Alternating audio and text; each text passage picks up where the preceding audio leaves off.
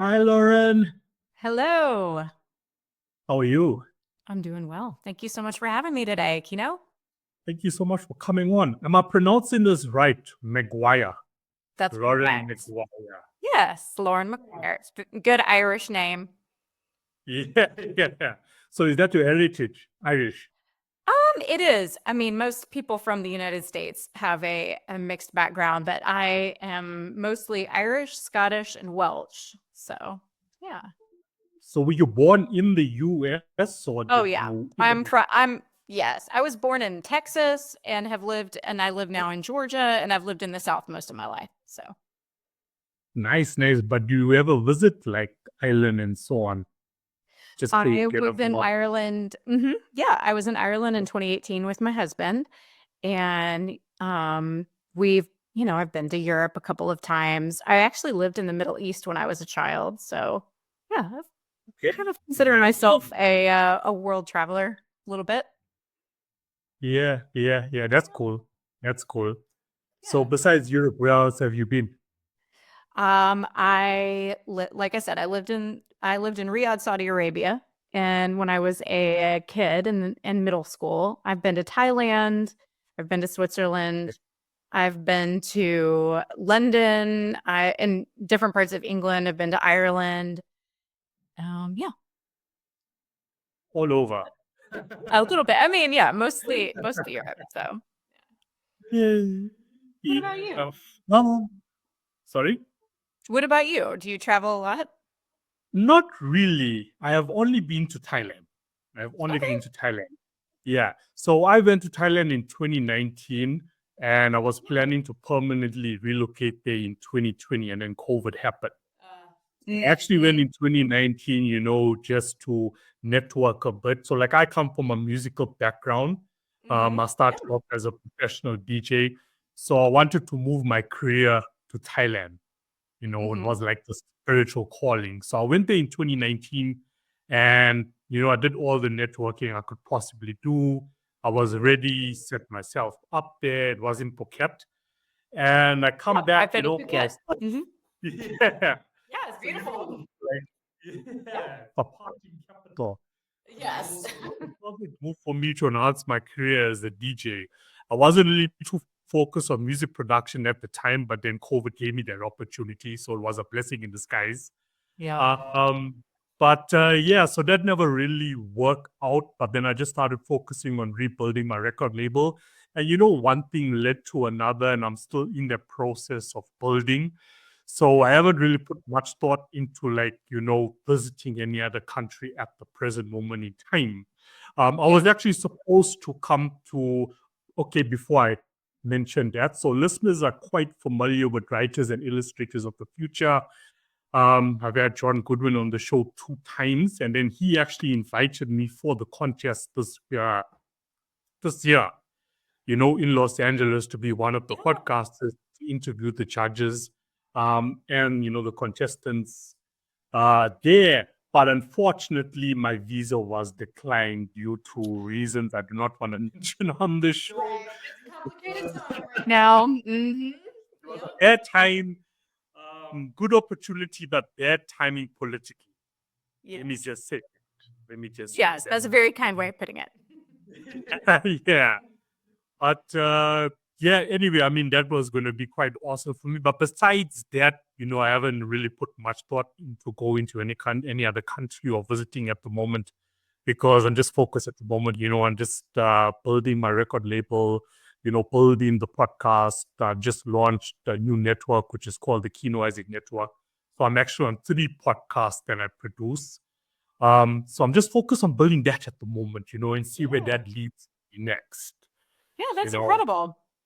Yeah. So that's where I'm at the moment. And I've always been the type of person, like, if I'm going to a country, or like even in South Africa, like if I'm going to a specific place, there needs to be like a purpose behind it. That's how I've always been. I haven't been that type of person that says, okay, I'm going to go on vacation to wherever, you know?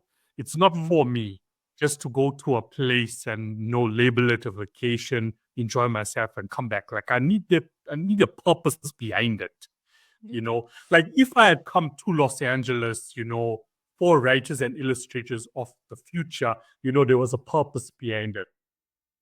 I was going to be a podcaster there, interviewing all the contestants and the judges.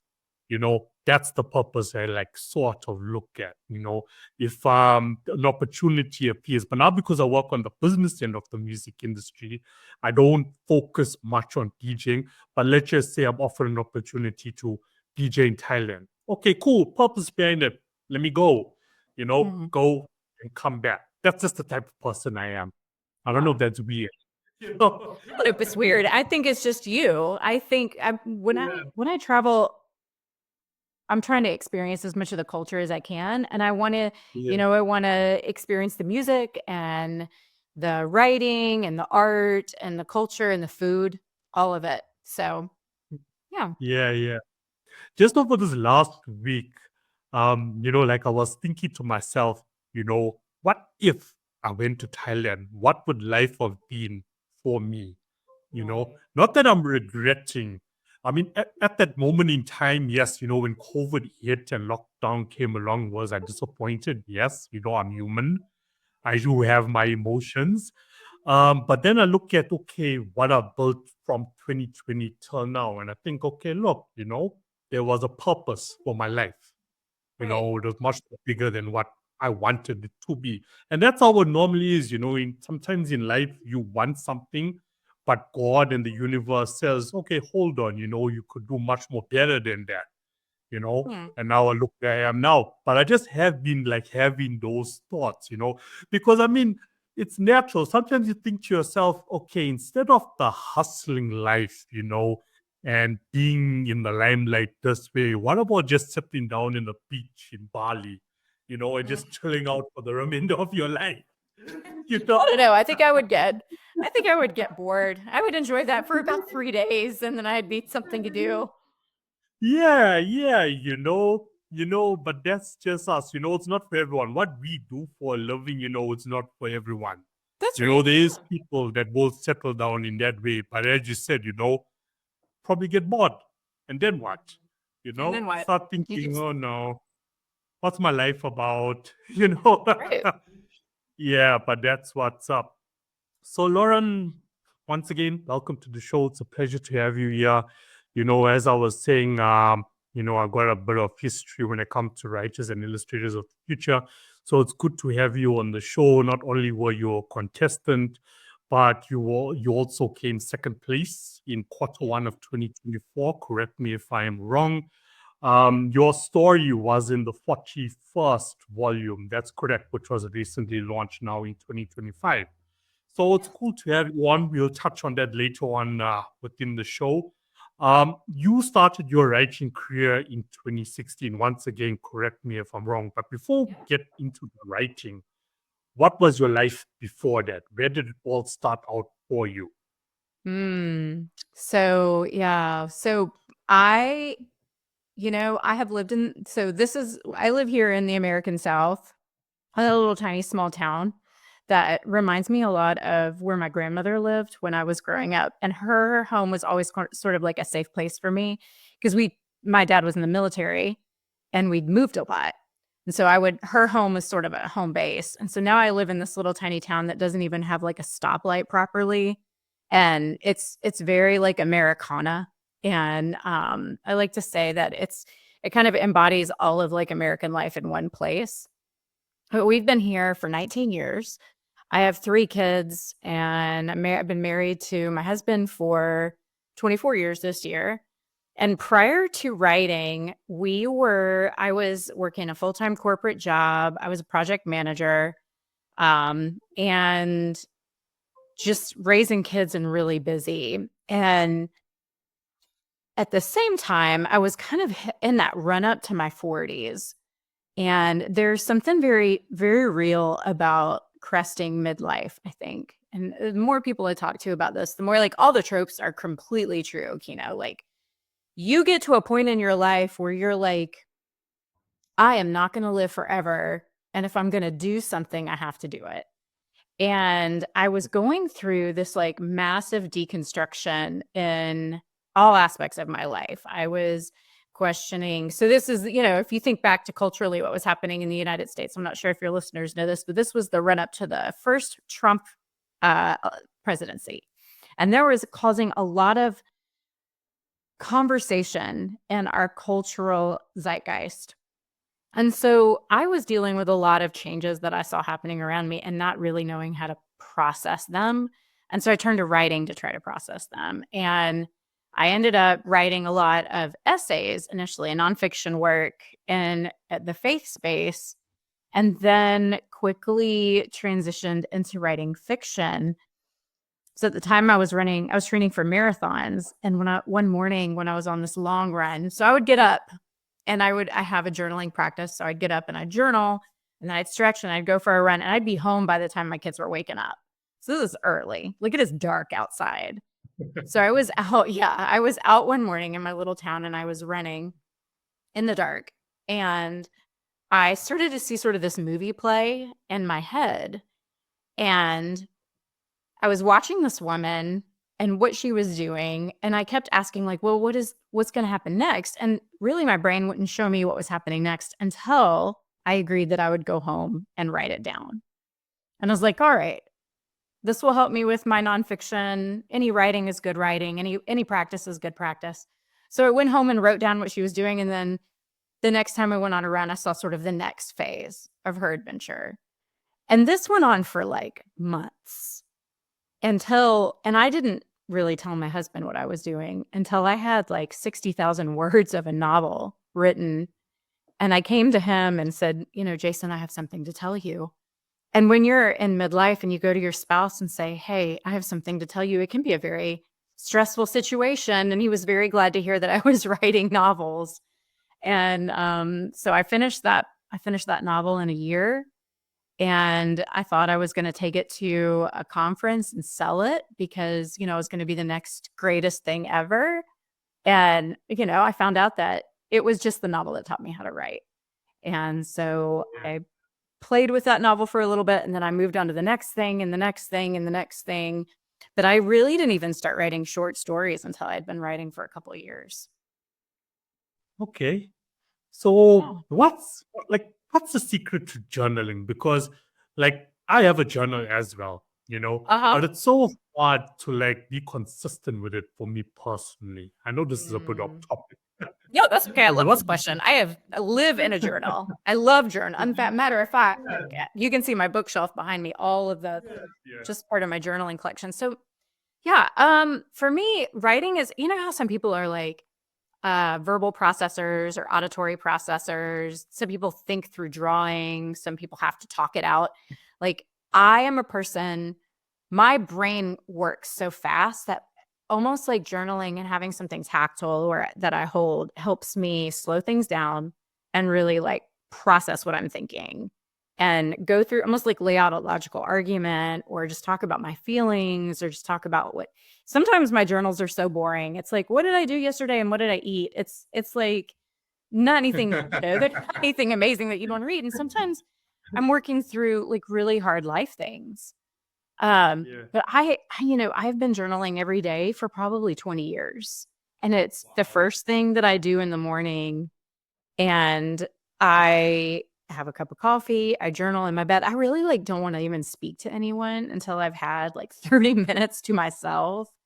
But yeah, I would say the key is you sort of have to want to do it, and it has to be I think it has to sort of meet you in that place where you think for it to be successful, right? Like it's just like anything else. The more you do it, the habit, that kind of that flywheel spins and then it becomes a habit. But I really do think that for me, it's how I think. Yeah. Let the thoughts unfold. I once had but it wasn't on this podcast. So, but he was also an author, but that podcast focuses on mental illness. So, so his brother committed suicide, and then he wrote a book about his brother, but also in the book, giving people a lot of like advice, about mental illness. So I brought up the same question with him, because he promotes, like he's an advocate for writing, So I brought up the question and I like, brought manifestation into it. And I said, if I'm going through something now, but it's a negative emotion and I'm writing it down, am I manifesting more of what I am writing down? Interesting. Because that's why at times, like I hesitate to write in the journal what I may be feeling. Maybe it's a negative feeling, or something happened today and it affected me psychologically. And I'm afraid to write it down because what if I'm manifesting more of it? And he was like, no, it's not how it works, To release those negative emotions, you need to write it down. Yeah. So I'm like, okay, cool. Let me try it out. But I'm still not. You're still not. I had a wonderful. I'm like a firm believer in therapy, and I have a fantastic relationship with I love my therapist. She's fantastic, and one of the things that she taught me is that, honestly, this is building on something that an editor told me once. Like, all feelings are welcome. Feelings are not good or bad. They're like, they're like the engine of your car. Your engine can't be good or bad. It can just run the car. And so when the dashboard lights come on and they start blinking red and you get the warning signs, those are like those negative emotions. And they just let you know there's something going on under the hood that you need to take a look at. And so I try really hard. And especially as a writer, like you have to be able to write like a full person. You have to be able to write a person who's believable. And if you're going to write a character who's believable, they have to have the full range of human emotions, including the negative ones. So I have to be comfortable with the negative emotions. And I think, I can't speak for where you live, but here it seems to be in the cultural spaces where I've been living, or I had been living before I started writing, because I mentioned that I deconstructed pretty hard. Negative emotions weren't welcome. And you had to sort of be happy and joyful all the time, be positive all the time.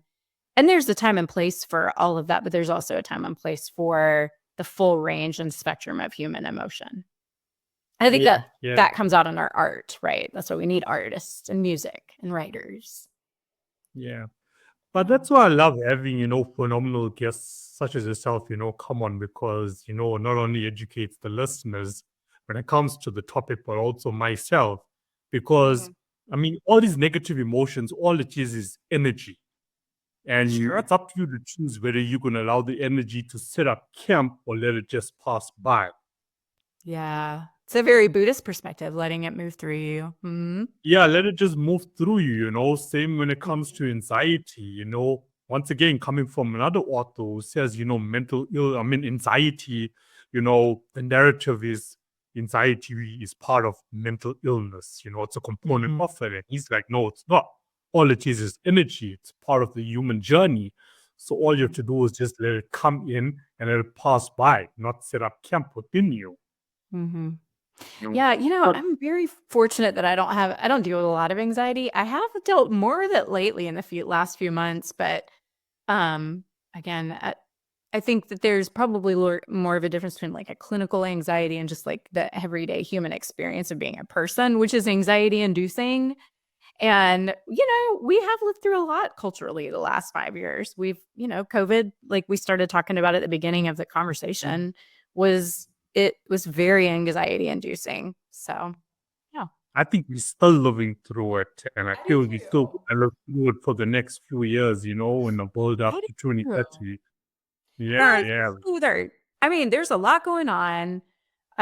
Culturally here in the US, there was a lot going on. It's sort of like there was a lot of things that were cracking in our culture, and COVID just broke those things wide open. And we're still processing through all of that at a cultural level and personal levels. Like I have 3 kids. My kids were in middle school when we hit COVID. That was a developmental delay for them to be home for a year, Yeah, So yeah, we're working through it all. yeah. Globally, we're working through a lot at the moment. You know. We are. Yeah. For me, it's like just taking it one day at a time. Yes. You know, that's all I can really do right now. It's all anyone can really do, right? Well, and that's really all we have. We can plan for the future, but yeah. Yeah, be present, live in the moment, you know, block out all the negativity that you see happening all around you, all around the world. You know, that's what we have to do. So, when it comes to your writing, you've also written manuscripts. Now, for the audience, find what a manuscript actually is. First of Yeah. all. So yeah. So, poetry, songs, those are short form, typically have like a rhyme and meter and structure. Short story technically is defined as anything up to 17,000 words. A novella is roughly in that 20,000 to 40,000 word range. And then full length manuscript, a novel, is 40,000 to 120,000 or more words. Wow. And I typically write I'm working on a science fiction novel right now, and it's right around 90,000 words. So Yeah. So is that like your genre? Because I know that you also love to write about space and monsters. yeah. So it's interesting. I had this conversation. I have a critique partner named Jill who I meet with weekly, and she and I are like really tight, and we read each other's work at a very granular level. And we were having this conversation recently, and she asked me if I was, she's like, "You're a science fiction writer." I said, "Science fiction and fantasy." Because I was thinking about, Karma Birds, the book, the story I'd written for Writers of the Future, and some other short stories that I'd written that are definitely not science fiction. And she said, "But you're a science fiction writer." I said, "Science fiction and fantasy." She said, "Spaceships or dragons?" And I said, "Spaceships and dragons." And she just kind of pushed on that a lot. And I will say that most of my novel writing, that first novel that I was telling you about, is fantasy. It's high fantasy, epic fantasy. It's unsellable because I have to do a lot of revision to it, but it'll be a trilogy, sort of the hero's journey. And then everything that I've written since then has fallen into the science fiction category. And that seems to be where I'm most comfortable writing. Yeah. And does it come from like what's the root of it, science fiction? Do you mean where do I get inspiration, or do you mean like what are you my get that inspiration from your journaling? Does it how does it come to? Yeah, that's a great question. Honestly, the more I've written, that now my dreams are starting to become narrative and story formed. And so I get a lot of stories from dreams. In fact, Karma Birds is a story, and we'll talk about it later, but it's a story that started as a dream. And then a lot of I wrote a novel.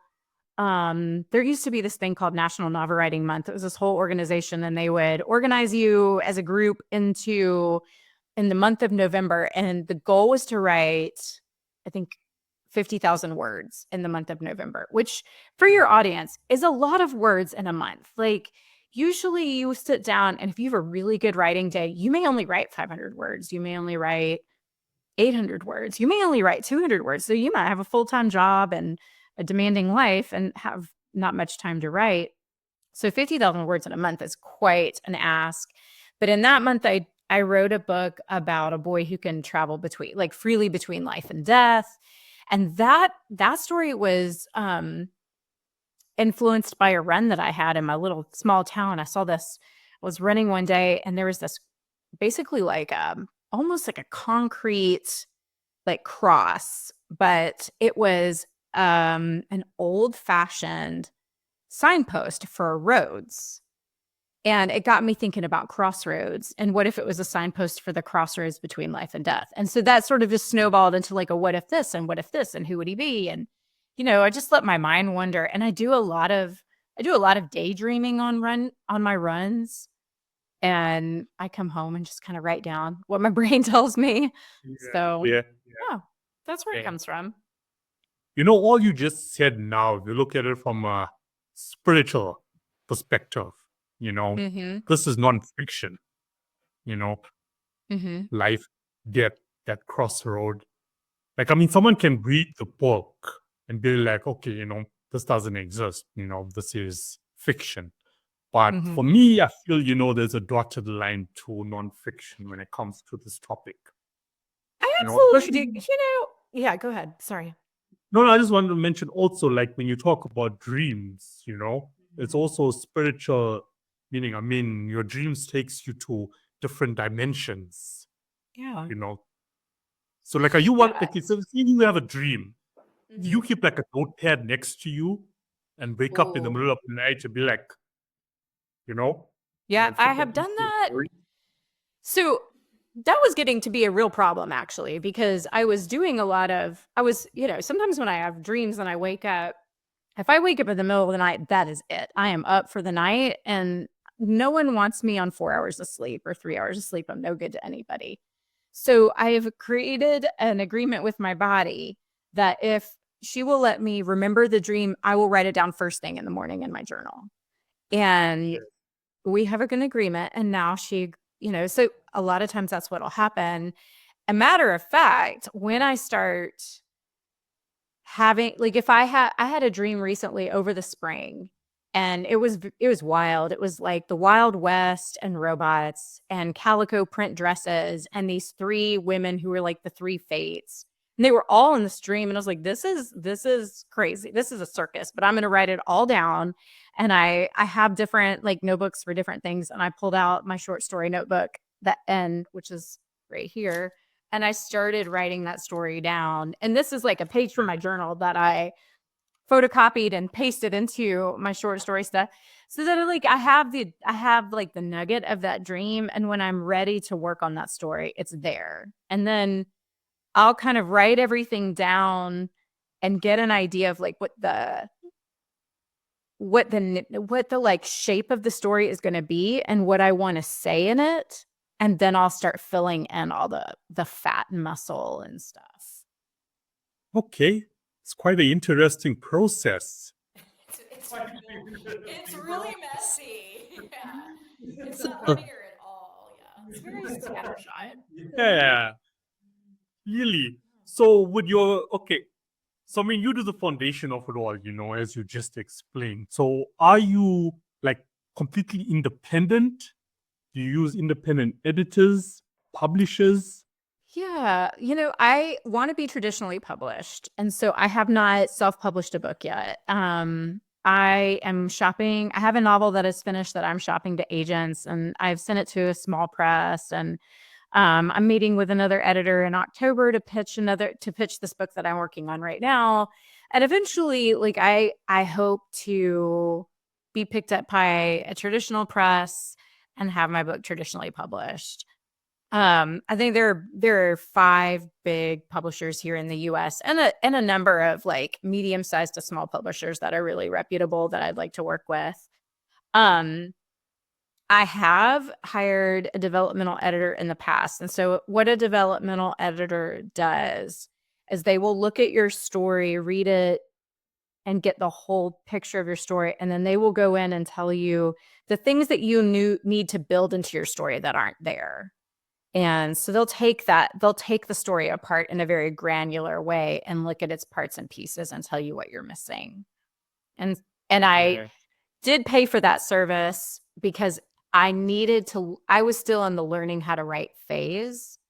And because I didn't go to college, I didn't go to school to be a writer. I have a degree in environmental biology, and that's not writing, science. So I needed to learn how to write. And so rather than go back to college, I hired her as a writing coach, and we worked together for about a year. It was a fantastic experience if you can do that. But there's a ton of really inexpensive and free online resources. And matter of fact, Writers of the Future has a lot of resources out there that anybody from anywhere can go on and access their classes. Look, I mean, to be any form of creative, whether you're a writer, whether you're a musician, you know, it's ancestral for me, you know, it's in the blood. Yes. Right? All you're doing afterwards is you're developing your craft. You're just getting better of what you were already born to do. You know, you can't learn to write. You can't learn to produce music. You can't learn to play, the piano. Yeah, you can go take lessons, but if it's not like ancestral, like it's a true passion for you, a true calling for you, you're going to quit a couple of years down the line. Sure. That's what's going to Yeah. happen. It's interesting that you say that, because like I have done a lot of different things trying to find. I joke that it took me a long time to figure out what I wanted to be when I grow up. And, when I was a kid, I played piano. I taught myself how to play guitar. I've had voice lessons. I've had art lessons. I went to an engineering school. And it wasn't until I found writing where I was like, this is home for me. This is home. Yeah. And even if I never sell a book and never get paid for another word I write again, I will still write because that's who I am. That's what I was meant to do. Yeah, you found your calling, and there's no specific age when anyone will ever find their calling. You just need to look, especially as a kid, you will do something, but, no one knows why, he or she is interested in that specific topic. Not even my parents knew why I was so cling to music, at a young age. I didn't even know why. I just enjoyed it. There was meaning in it for me, what's funny is I remember like when I first started writing, I was like, why? What is the, kind of like this is obviously my purpose. This is what I'm supposed to do. This is what I'm here for. But to what end? And I kind of abandoned that question as kind of a unanswerable pretty early on. But then I started remembering when I was a child, I used to make up these elaborate stories. And like I had a really hard time falling asleep. And so I would stay in the bed with like the sheets pulled up and a flashlight and all of my dolls and stuffed animals. And I would make up these elaborate like stories with all my animals. And I did that into like adolescence. Not in the bed, but like, I remember being a kid playing and we had this creek next to our house and I would go down to the creek and I would be playing out these elaborate stories in the, next to the water, completely by myself, mind you, like no one else is there that seeing all my characters. And so it's like when I remembered, I was like, oh yeah, I did used to do that. I guess this has been like, as you say, like in my blood the whole time. And I had forgotten that I did that. And it's like, if someone ever saw you doing those things, they'll probably be like, okay, you're going crazy, Like, I think there's a lot of permission for kids to do that, but maybe not adults, I don't know. Like, I found myself as a kid, I have never mentioned this on the show. Like, I would find myself, like, rapping to myself in the mirror. And then once my father walked into the room and he's looking at me, he's like, what are you doing? What are you doing? I'm clearly putting on a concert. Yeah. So clearly, I mean, creators, I think, okay, if you're like a kid, you don't know that you're creative yet, but you're doing all these things that other kids are not doing, and you're like, okay, why, And I mean, there's kids today that are labeled as, crazy. There's something psychologically wrong with you. But, there's nothing wrong with you. There's a gift. Yeah, exactly.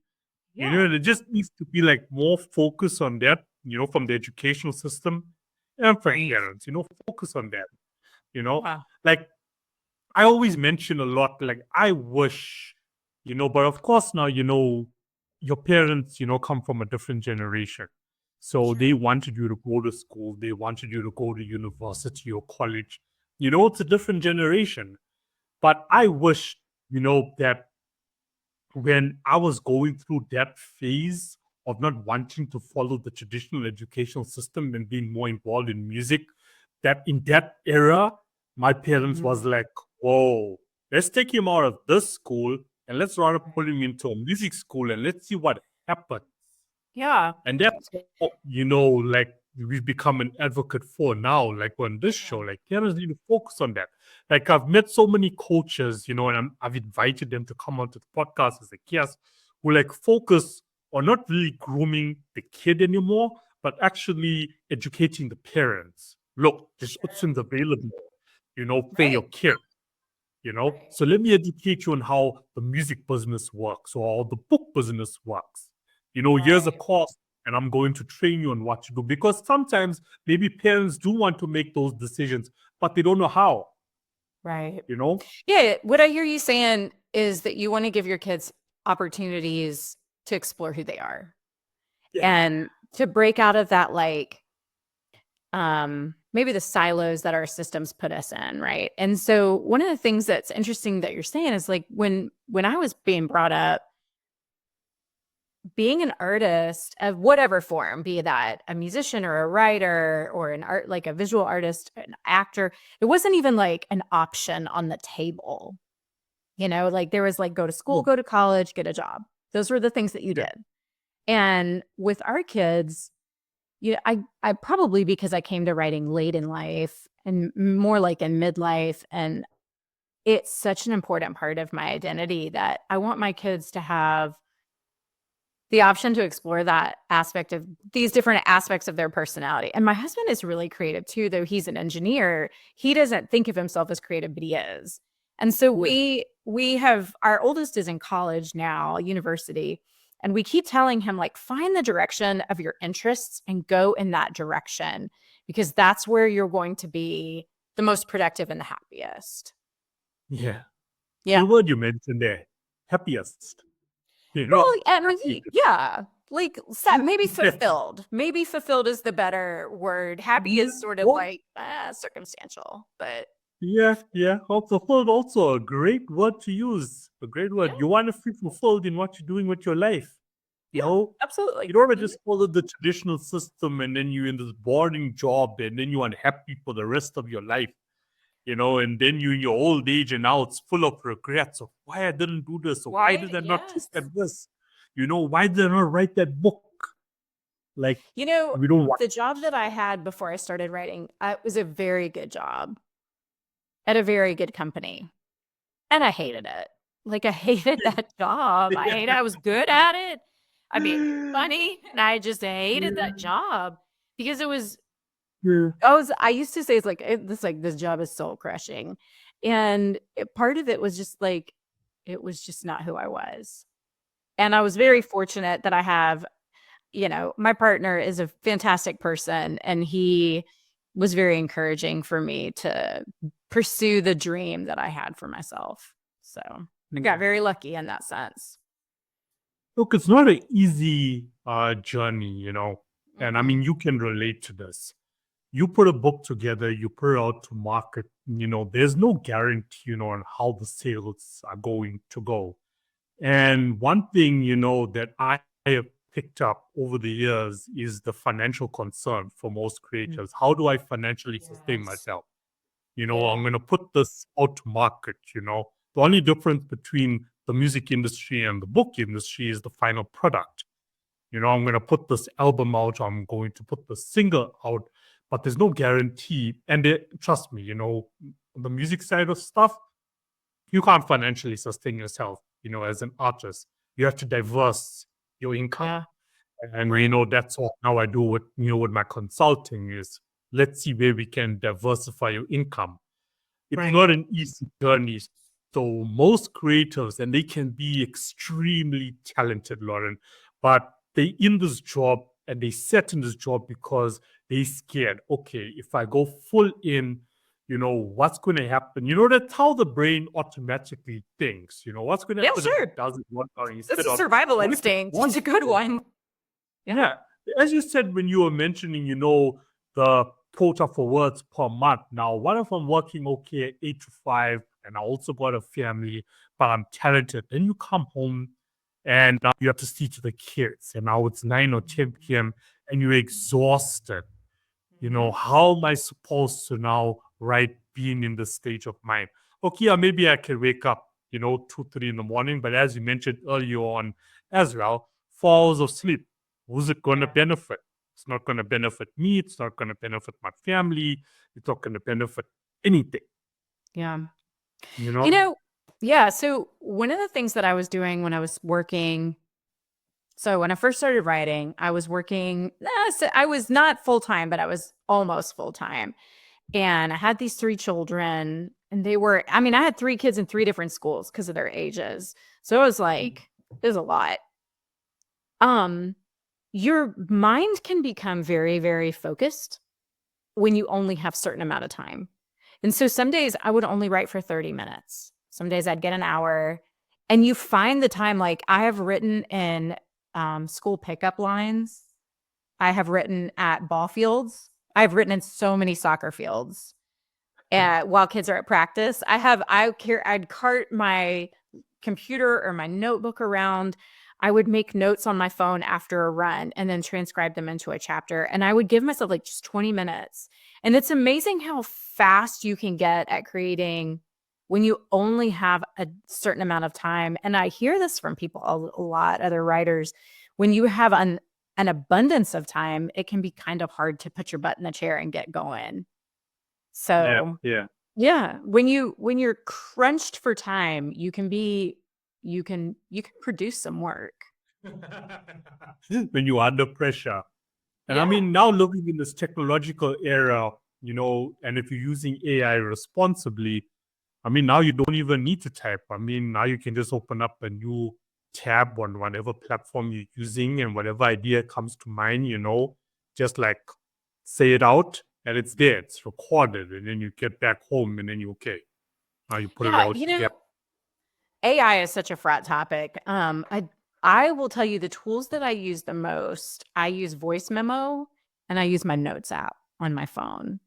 Okay. And because there's something for me about like, I'll talk to there's this like translation process that happens. So if the story's in your head, the story's in my head, it's perfect in there.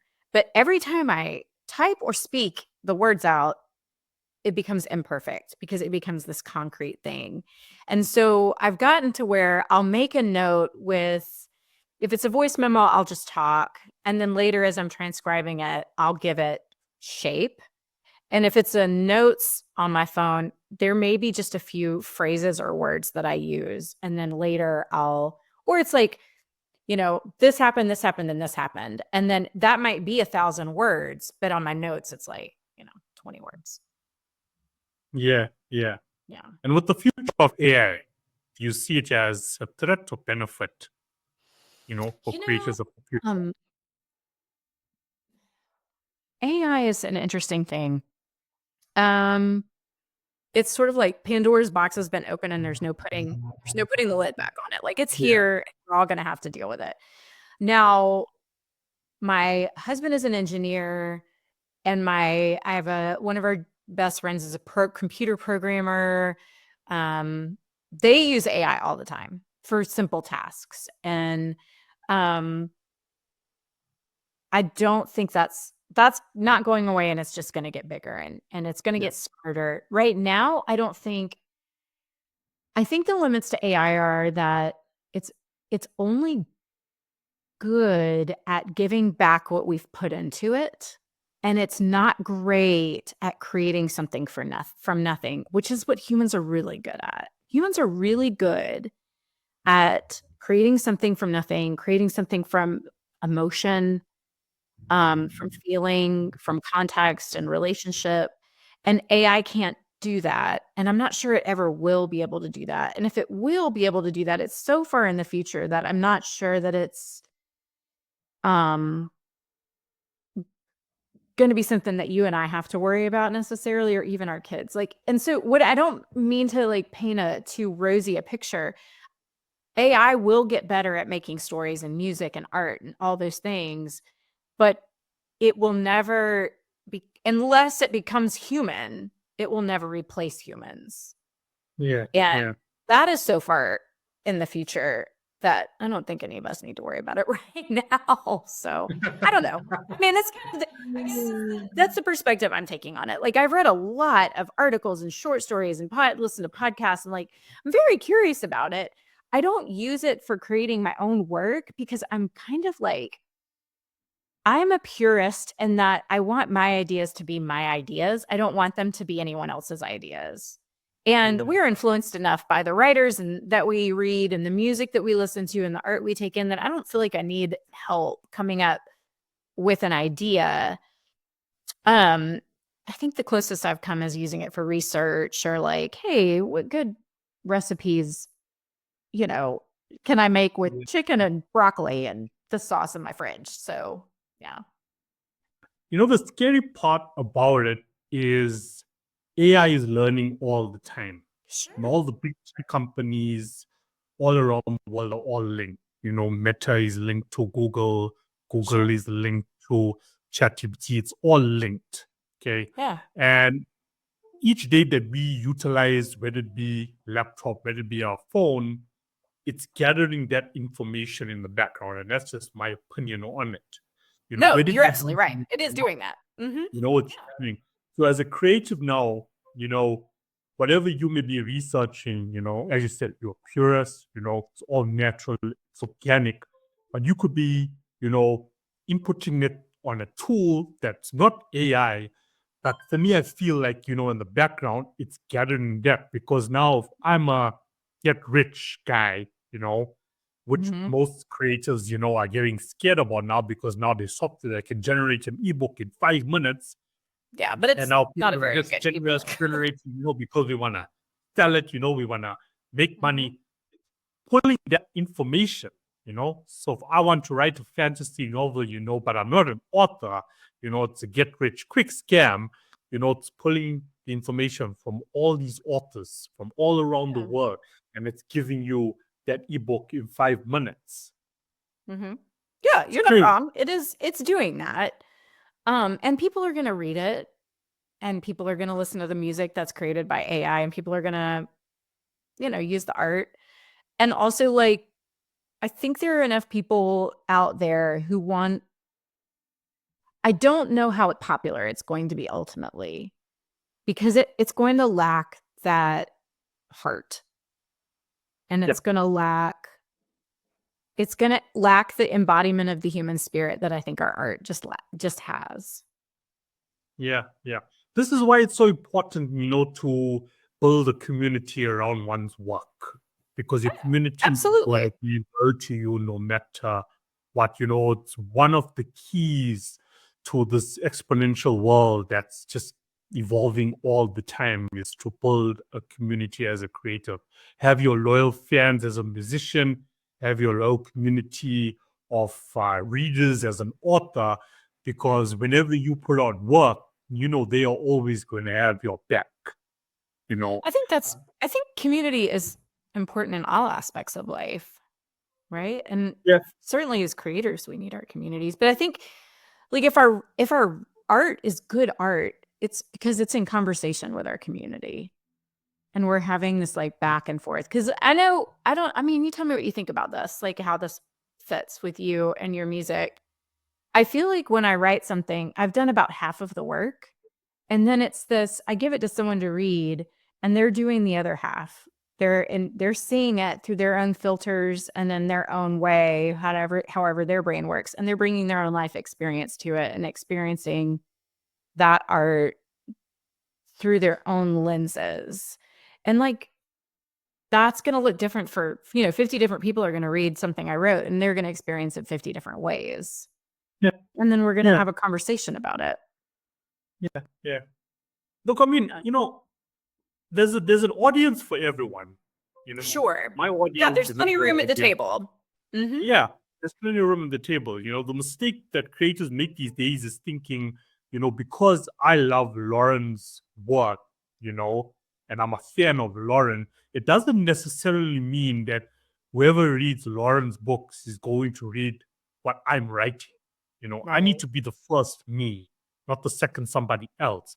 So I need to put out, my work out there. I need to find my audience. That's what I need to do. Well, and I think that's like part of growing up as an artist too, because like when we first start out with anything that we're doing, whether you're like, so right now I'm learning how to, I decided this year, after going to Writers of the Future and meeting my artist, I decided that I wanted to get better at drawing. And I wanted specifically to get better at portrait drawing, like faces. So I am committed to drawing 10 minutes a day for a year. Nice. And it's my first 40 days, it was ugly. Melody.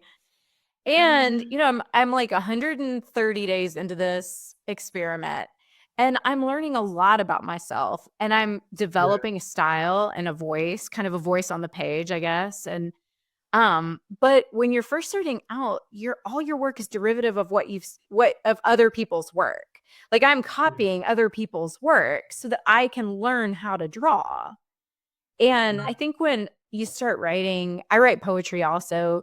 I love Mary Oliver. She's an American poet that, a modern contemporary poet that she died in like 2018, I think. And her style is so beautiful. And like a lot of times when you're learning how to write poetry, you take a poet's work and you try to write a poem in the style of that poet.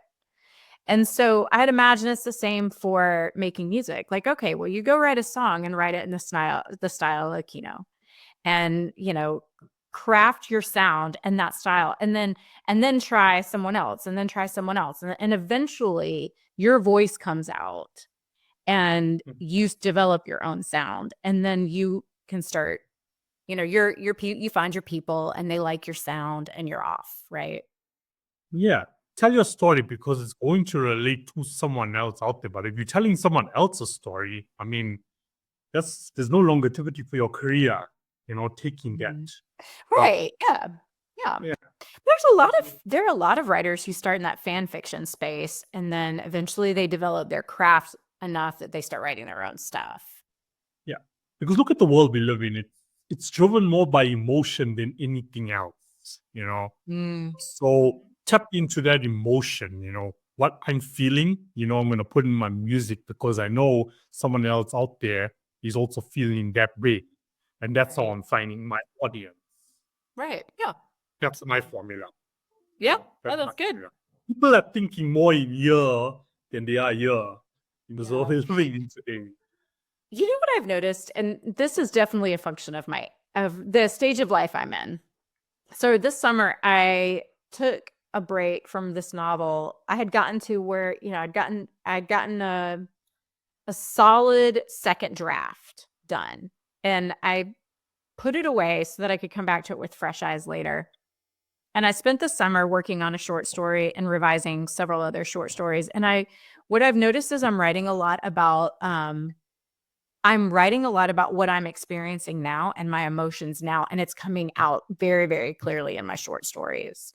And it's all about my children leaving home for college, and like aging, and like moving into adulthood, and letting go of them, and reconciling with what I've done well as a mother and what I've not done well as a mother. And like, that's coming out in all of my work. And to your point about your emotions come out in your work, it's, if you're an artist and you're being honest about your art, that you can't help but your emotions come out in your work. Yeah, I agree with you. And you are also going to educate, a lot of people in the future on that topic. They'll either relate or they won't, Yeah. Mm-hmm. So let's talk about your journey with writers and illustrators of the future. I mean, a contest that I feel, offers so much opportunity for writers and illustrators around the world. Like, it's amazing. Yeah. I mean, it's the first time I met for John, sure. yeah, it's a game changer. The first time I met John, he came onto the show and he told me what he's doing. I was like, wow, what an opportunity. What an opportunity to shine. So how did it all start for you? So I think the way I discovered writers in the future is there's an author, Brandon Sanderson, here in the United States. I don't know if you're familiar with him. He's a big fantasy writer. And he started a podcast called Writing Excuses that I was listening to. Like, I've been listening to it for 8 years now, I guess. And that's when I started writing short stories, was listening to them on Writing Excuses, him and his co-hosts. And then they were talking about like submitting short stories and different ways to break in. And they mentioned contests. And so I am Googling like Brandon Sanderson writing contests. Well, Brandon Sanderson was a judge at one point for Writers of the Future. And I think I'm not sure if he's still judging for them or not. I think they kind of cycle on and off. And so I looked into the contest, and it was free. And then it was quarterly. And they took 3 winners from every quarter and put those winners in an anthology. So it's like, oh, it's free. What have you? I have nothing to lose. And when you're writing, when you're starting out, there's no shortage of contests that you can enter with a fee. And you have to be really, really careful, because a lot of times, like when we were in Hollywood, one of the things that we heard over and over and over from our instructors was money should flow to the writer, not away from the writer. And there's a lot out there that you can, as a writer, that you can spend your money on in the quote hopes of becoming better as a writer. So there's a lot of contests out there that have like a $10, $25, $30 entry fee. And they're usually the ones that are good contests have name recognition and no entry fee. And so Writers of the Future was one of those.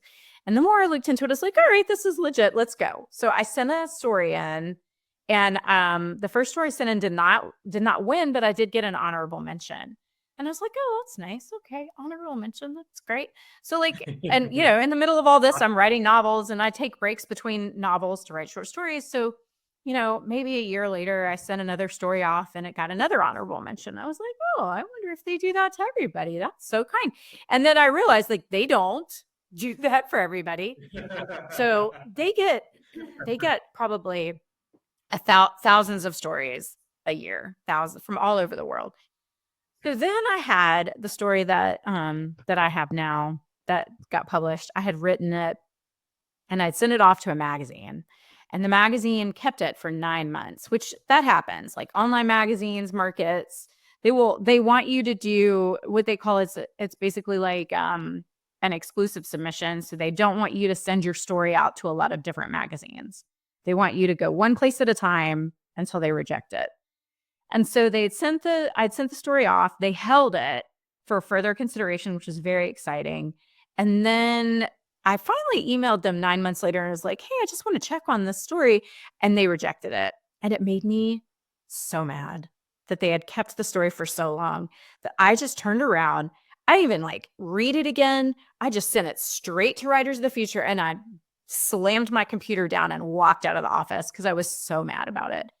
And I never really thought about it again.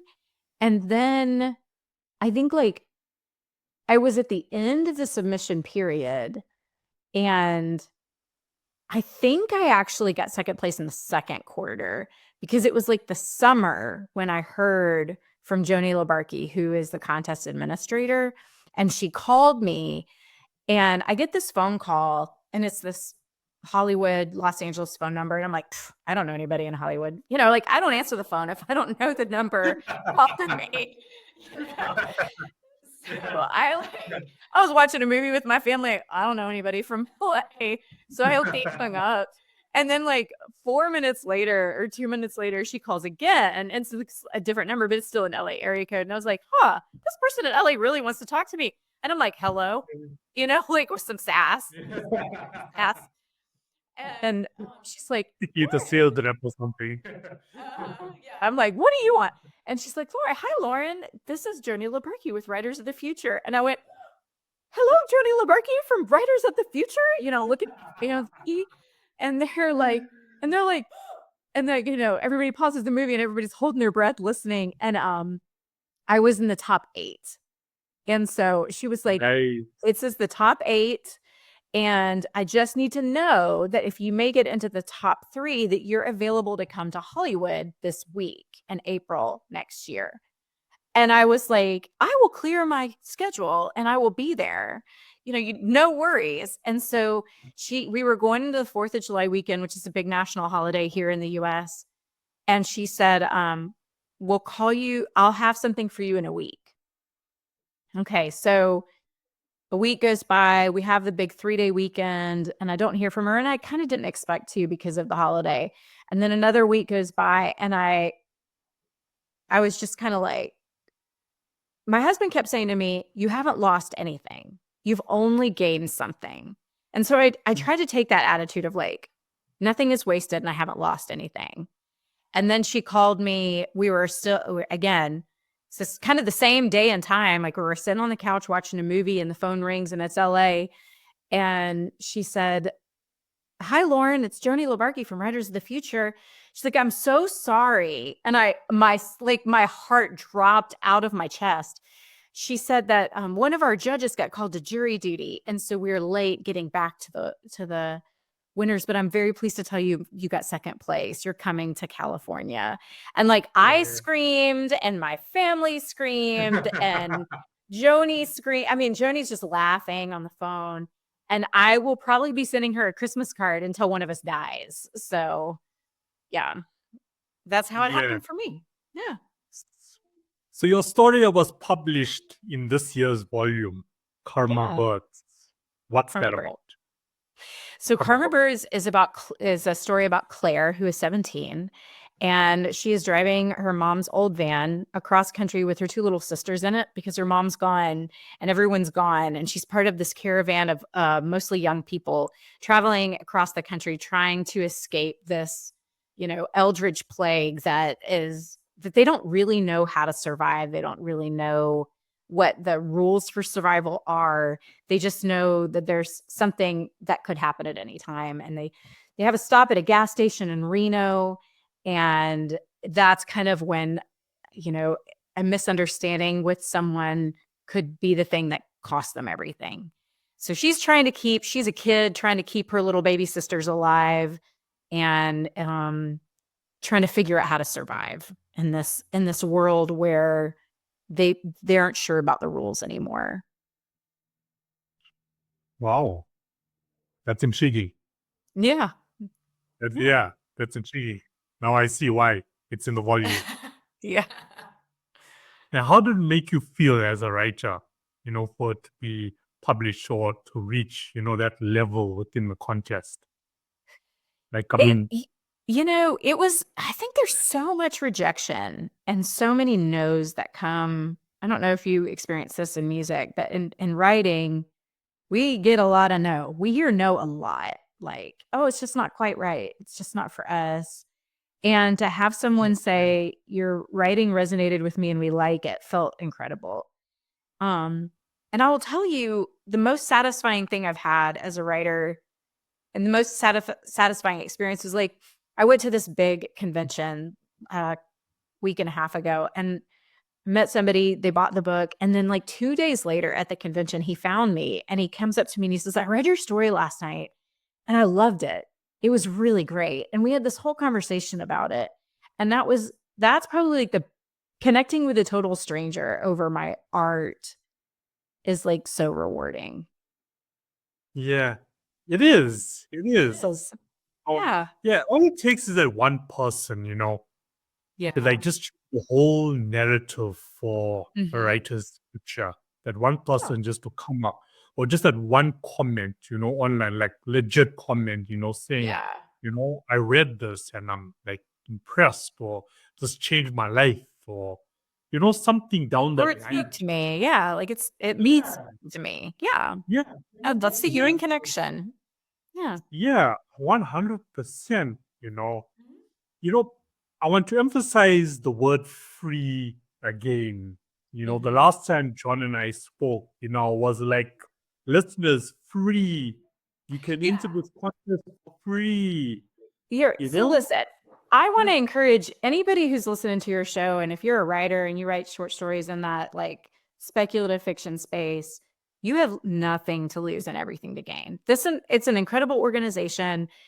The most professional people that I've met, the most kind, generous people that I've met, they've been so kind to us and so encouraging. They'll do anything they can to help us. And truly, like, it does that. Like, there was a woman from Hungary who won the Illustrators. She spoke zero English, and they flew her from Hungary and got her a translator for the entire week so she could understand what was going on and we could understand her. I mean, just above and beyond, right? In our group, we had a person from Surrey, England, from Wales, from New Jersey, from California, a guy he's an American, lives in China. There are people from all over the world. I mean, all over the world. Yeah. I mean, anyone any listener, Anyone. Anyone. And it can happen to you. I am a soccer mom in a small southern town. It can happen to you, you know? Anyone. Yeah. Yeah. You know, and as I'm saying, and the speech from the lady from Hungary, I mean, it was so emotional, Like I was totally impressed, and here I am sitting, because all I could do was watch the event from South Africa live, because my visa got rejected. Once again, not going to mention why. Yeah. We know you'll be there next year. Just give it a couple of years. Yeah. It'll switch around. But I'm sitting and I'm watching the show and I'm like, wow, Yeah.